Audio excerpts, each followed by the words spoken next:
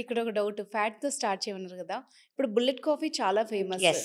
So, ఘీతో coffee start చేయొచ్చా? 100% black coffee. Okay. ఆ కాఫీ అనేది బ్లాక్ ఉండాలి. మిల్క్ ఉండకూడదు, షుగర్ ఉండకూడదు. ఒక స్పూన్ ఆఫ్ ఘీ ఉండొచ్చు. ఓకే. Perfect to start. కానీ కాఫీ ఎవరికైతే కాంట్రా ఇండికేటెడో, మైగ్రేన్ ఉన్నవాళ్ళు, పాల్పిటేషన్స్ ఉన్నవాళ్ళు, కొంతమంది కాఫీ తీసుకోకూడదు అని అంటాము. వాళ్ళు అవాయిడ్ చేయాలి. వాళ్ళు కాకుండా మిగతా వాళ్ళందరూ నార్మల్ కాఫీ బదులు బుల్లెట్ కాఫీ స్టార్ట్ చేస్తే వాళ్ళకి ఆ ఎనర్జీ లెవెల్స్‌లో డిఫరెన్స్ ఇమ్మెన్స్‌గా తెలిసిపోతదనమాట. ఓకే. అండ్ ఈ మధ్య లివర్ డీటాక్స్ టీస్ కూడా వస్తున్నాయి మేడం. అమ్మ నథింగ్ వర్క్స్ అమ్మ. ఓకే. రియల్లీ హ్మ్. నథింగ్. అసలు ఇలాంటివి మనం ప్రమోట్ కూడా చేయకూడదు. అసలు లివర్ డిటాక్స్ టీస్ కానియండి, కాఫీస్ కానియండి, డ్రింక్స్ కానియండి, అలాంటివి ఏమీ ఉండవు. లివర్ అనేది ఒక డీటాక్సిఫైయింగ్ ఓకే. ఆర్గన్. అంటే హ్మ్.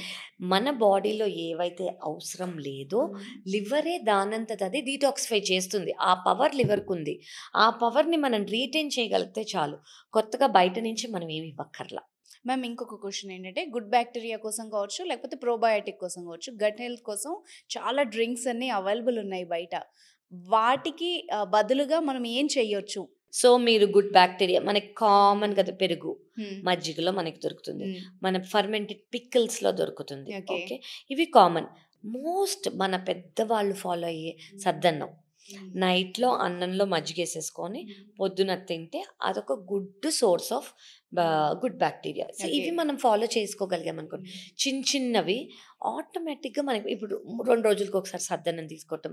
ఇప్పుడు సమ్మర్ కాలంలో హ్మ్. హాయిగా పెరుగు, మజ్జిగ తీసుకోవటం మీకు గ్యాస్ట్రిక్ ఇష్యూస్ లేకపోతే. So, okay. ఇవన్నీ తీసుకున్నామనుకోండి it's a good source of bacteria అనమాట.